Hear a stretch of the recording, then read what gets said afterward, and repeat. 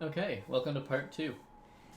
Continuing from where we left off, you will have just quit out after Dashmaster. Um, and you're just going to load up the same save file, obviously. There is one little time save you can actually do here, though, which is that just selecting the file, you'll have to get off the bench. If you click on the file with both mouse buttons at the exact same time, you will be off the bench immediately when you spawn. No idea why, but it's a thing. It saves a little bit of time. So if you want, you can try to do that. The thing to keep in mind is that it doesn't actually happen on click. So you can see I click. You can hear that, hopefully. I tried to click loudly. Nothing happened. If I release it over here, then nothing happens. So it happens on the release. So you gotta make sure you release your mouse buttons at the same time, not press them.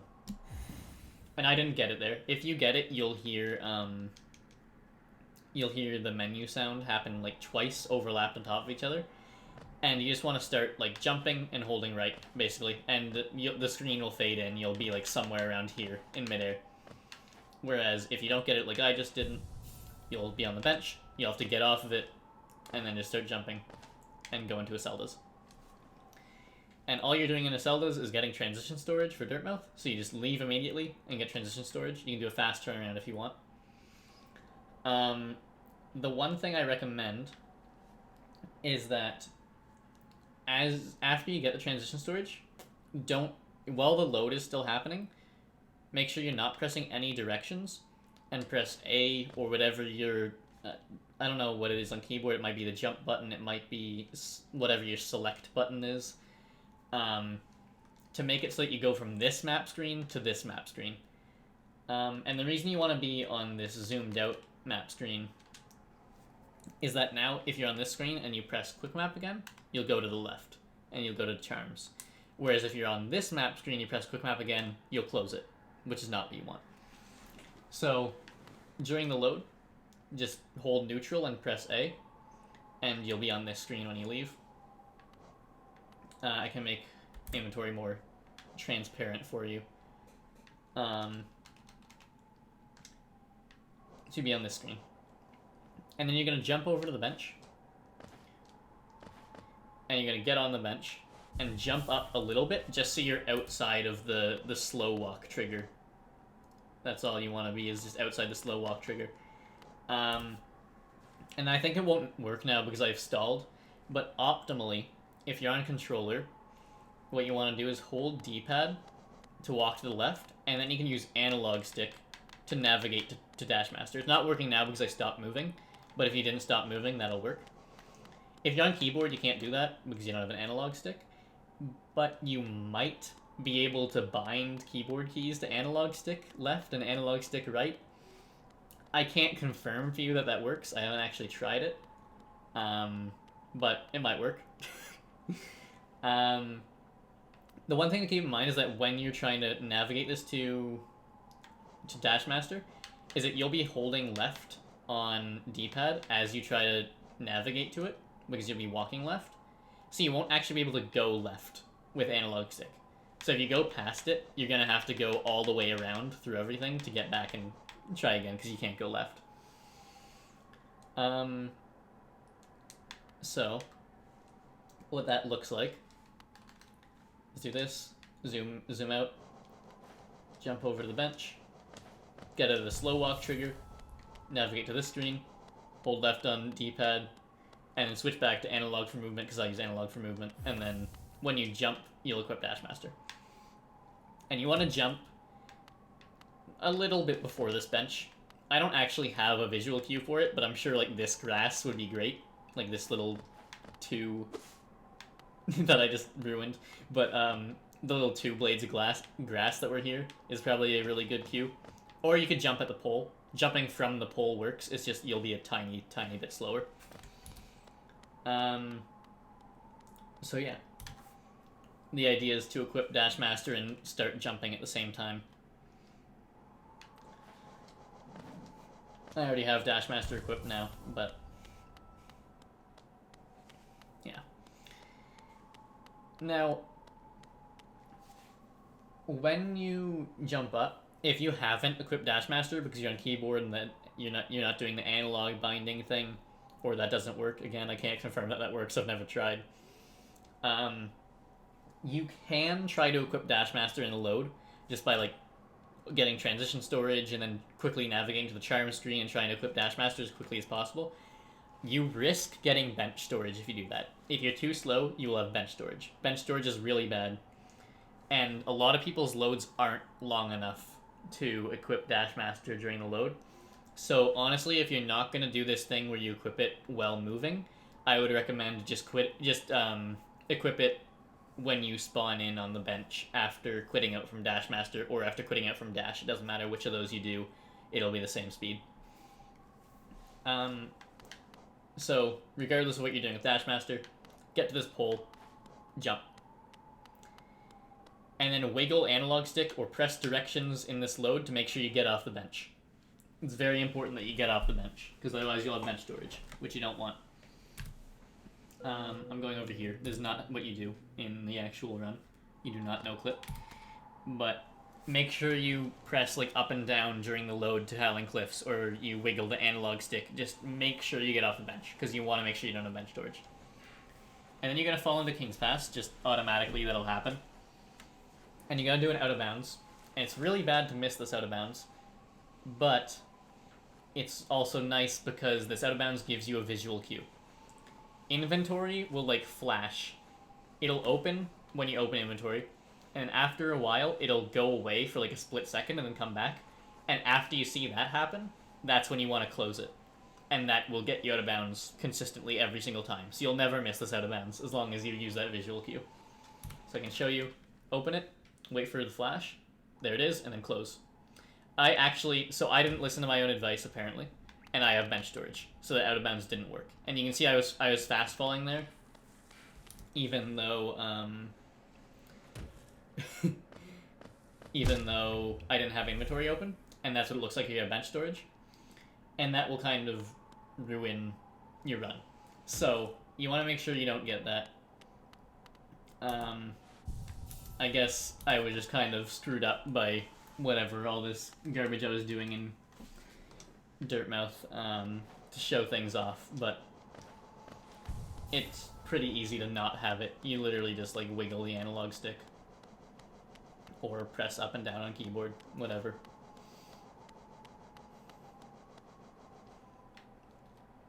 And then just out of bounds, go to the left, wait for the flash, and then get it.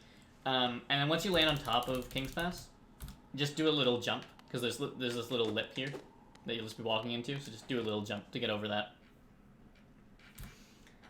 And here you are. And then from here, wall jump up like that, break this, and make your way through Howling Cliffs. And then there is a super slide here that saves like 7 seconds, I think.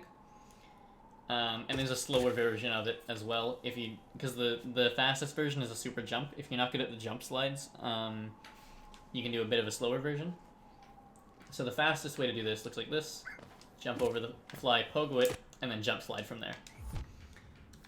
The slower way would be after you pogo the fly and land on this platform, just come here and wait for the fly to go here, and then you can do a normal super slide from here without having to do the jump slide. Or you can do neither of those, and you can not super slide, and you can just walk. So from here, you can see this platform. You won't be able to see the next platform if you like go full speed. So all you need to do to land on the next platform is just go to the edge of this one, do a full jump, and you'll land on it. So just full jump off the edge of this, and do like a mid jump off this, so that you land on here, but not right next to the wall. You want to do like a mid jump, and then just jump up here. But yeah, you can see if I jump off this, or if I don't jump, land down here. That's bad. If you do a full jump, you'll brush up against this wall a little bit, lose a bit of time. So do a mid jump. And if you did the super slide, you'll end your super slide just about here, and then you'll come this way like normal. And then you want to out of bounds this room, and I can show you that what you want to avoid is there's this lip here, and then there's this load zone here. So what you can do is you can just like make sure you're out to the right a little bit, and wait until you're past the corner for load zone, and then inventory drop. The rest of it is smooth. That's the general way to do it. Or you can do transition storage, where you just kind of do the same concept, but with transition storage. And you'll fall into this load zone. And you're going to do another out of bounds. And what I do for this one is I actually land on this little lip. I don't try to avoid it, because I get transition storage. And so I fall down here, and I use the transition storage to cancel my hard fall on this lip, and then just immediately walk off and go into the load zone. You can try to miss this miss this lip entirely and just hit the load zone. But if you don't have transition storage and you do that, you're going to be slower than just landing on the lip with transition storage. Or just an inventory drop. Even just an inventory drop is faster than not doing anything and missing the lip. And if you do have transition storage and you try to miss this lip, you have a very small window to hit this load zone because you're falling so fast. So it's very risky. So I recommend, like, you can do that. That is the fastest strat. But I would recommend out of bounds, transition storage, and then cancel the hard fall, and walk off and hit this load zone. And then this room has a really cool super slide, one of my favorites, and it saves like 10 seconds. It's not off this finish fly, but it is off the next one. So, I mean, this movement doesn't matter too much. I think I just do like that. Just make sure you don't fall into this load zone. And the super slide is from here. So I'm going to kill these things just to get them out of my way. But you want to do a super jump from, like, this pole is the right spot. And that'll get you... It'll jump you across this gap, and it'll get you under this platform. You won't bonk this platform, and you'll keep sliding past here. If you do it from much farther to the right, you'll hit this wall, and if you do it from too far to the left, you'll hit this platform. So you want to do it from around that pole. It's not a crazy precise location you do it from, but, you know, just make sure you're somewhere around here. And so what this looks like is you're going to upslash this Vengefly, and then you're going to super jump off of it. And you're going to slide all the way across this room, and then cancel it so you don't fall out of bounds in that load zone. And that super slide saves like 10 seconds. If you miss the super slide off that Vengefly, you do have this backup Crawlid, which will generally be somewhere close. So you can do the same thing, but off the Crawlid. If you miss both of those... let me just load a save state to get rid of these enemies that are following me. If you miss both of these guys, you get... Or, like, sometimes you'll hit this Crawlid off the platform, so you won't even get a chance to try it off of him. Or sometimes when you super slide the Vengefly, you'll also kill the Crawlid. So sometimes you don't get the second try. But anyway, if you don't get the jump slide, you come here, hit this guy as you go past, hit this guy, try that super slide. And then if you miss that super slide, you can try it off the other one. And then if you miss both of those, there is this Vengefly, which is around here. At this point, you're basically just trying to super slide off of it because you're angry you missed all the other super slides. This one is pretty pointless. It is slightly faster, but if you've missed all the other super slides, then you hit this one, you're barely saving time. But, you know. Sometimes you're angry that you missed all the other ones, so you wanna get at least something. And if you don't super slide, you literally just hold left and don't walk into walls, and you'll just walk across this room. And you'll be fine. And then you'll come to this load zone. Here you're gonna out of bounds and go to the left, but there is something I wanna kind of warn you about. Which is that if you fail to out of bounds here, and you jump back up immediately, you can room dupe. Which is bad. That's... you would have to quit out at that point. You can't salvage getting a room dupe here. So... I mean, I can show you, like, an example. Like, oh, whoops, I failed this out of bounds. And then you jump up and oh no, I room duped, and now my run is over. So, don't do that. You can jump up instantly. Do not wait and then jump, because then you're just losing time for no reason. It's just that if you jump up instantly, after you hit the load zone, hold a direction. So I jumped up instantly again, but this time I'm holding right, and whoa, look at that, I didn't room dupe.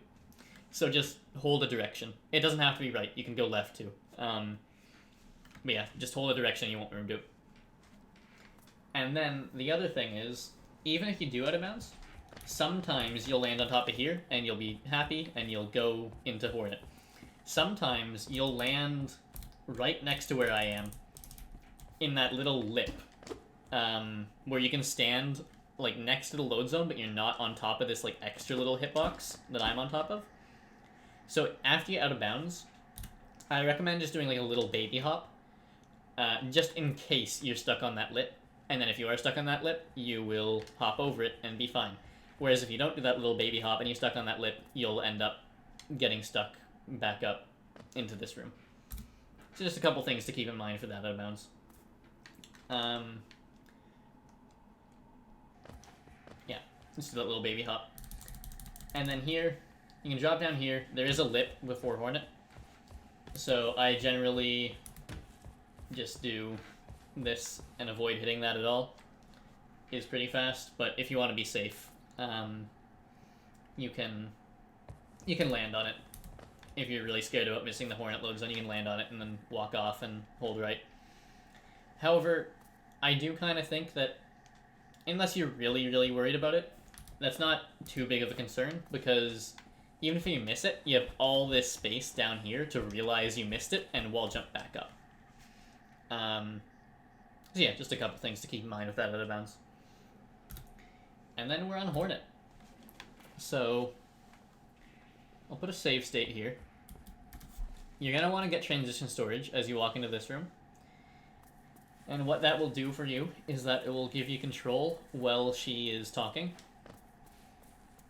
As you can see, I don't have to press anything extra, and I just automatically have control while she's talking. And you want to come over here to like the right side of this pole in the background while mashing text. I haven't been because I just kind of want to show this off, but you want to, as soon as she starts talking, start mashing text and stop walking around here. And you'll see that after she's done text, she'll go right in front of me. You can also close map. I don't know why I didn't. Close map. There's no reason to keep it open. But that's the idea. Is you walk over to the right side of that pole, and then you're just right at the where she's gonna spawn, basically.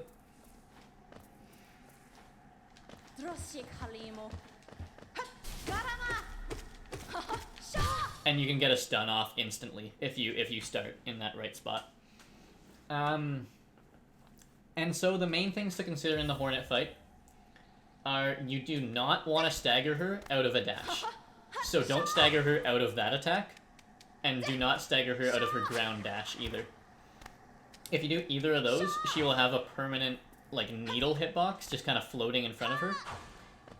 That makes it a lot more annoying to fight her because her hitbox sticks out like a meter in front of her. So that's like, it's just really annoying to deal with if that happens. So don't try not to stagger her out of those attacks. And it's pretty easy to keep track of because the first stagger will be 6 hits, which you'll do just instantly at the start of the fight. And then every stagger after that will be 5 hits. So just know that like if you're on the 5th hit, do not hit her out of a dash. The exception to that is if she does that dash and you stagger her right when she's like right next to the floor, she can get stuck in the floor. And if you do it right, she'll never get out of the floor, so you just like can stand here and hit her while she's stuck in the floor for the rest of the fight. And that is technically an optimal fight if you do that immediately and keep her stuck in the floor for the rest of the fight. However, you need good RNG for that because she needs to do that attack immediately. And even if she does get that attack and you're like 1 hit away from a stagger, even then it's pretty tricky to time it perfectly. So I would recommend don't worry about that. Just fight her normally. And you just want to kind of keep her stun locked against a wall as much as possible. I'm doing a bad job of it because I've started in the middle of the fight now, but okay. I will show you what a normal fight looks like. And one other thing to keep in mind is that if she is like mid-air after a stagger, if you hit her before she hits the ground, that won't wake her up. So you can see that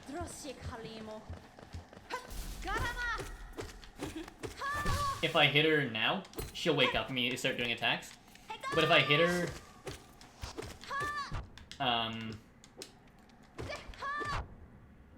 if I hit her while she's still mid-air after a stagger, she won't wake up. So you want to try and take advantage of that, because you get an extra nail hit in for free, basically. And then that's about it. Once you're familiar with the fight, I recommend basically just damage tanking attacks to get nail hits in as fast as possible, because she will die fast enough that it generally doesn't matter.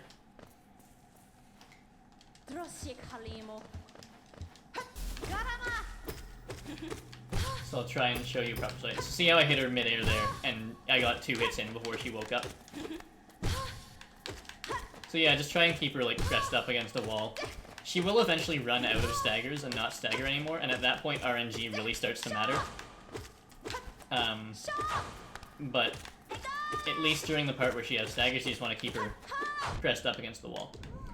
And then that needle throw attack she did near the end there, that's basically the best attack that you can get after she's out of her stagger phase, because that keeps her in place and you get a bunch of free nail hits. But yeah, just practice. The whole fight is just hit her with nail as much as possible. You don't have to worry about any fancy fireball double hits or whatever, because you don't have fireball. So just hit her with the nail. And then after the fight is over, you can interaction storage this, but just to make your life a little bit easier, you'll have a bunch of soul from the fight. So just do a focus storage before this item spawns, and then that way when the item spawns, you can just press up instead of having to do like all the interaction storage inputs. And then you can quit out, not yet. So you can see this, there's the save icon in the bottom right. You can't quit out just because you see that icon. You do not have dash yet. Wait until it'll make a little ping sound and you'll see it glint. Like a little glint spark on it.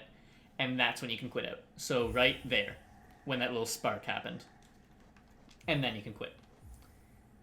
And yeah, that's it.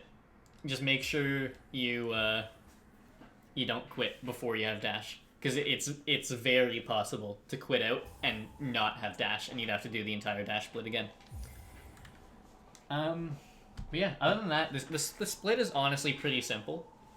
Like, all the movement up to Hornet is pretty basic. It's just that there's super slides, which is annoying. So really the main thing to practice for the split is just the Hornet fight, and once you get the hang of it, this split is not too bad apart from the super slides. And yeah, I'll see you in the next video. I was gonna make Vengeful Spirit and Dreamnail combined into one video, but Vengeful Spirit has a kind of like a few complicated strats now that you can choose between which one you like the best, so it might warrant its own video at this point. We'll see. If I do make Vengeful Spirit its own video, then I might combine Dreamnail and City of Tears, but also City of Tears is kind of complicated, so Dreamnail might just end up being a really short video, but the rest of these videos are probably way too long, so maybe that'll be a good thing. Anyway, I will see you in the Vengeful Spirit video.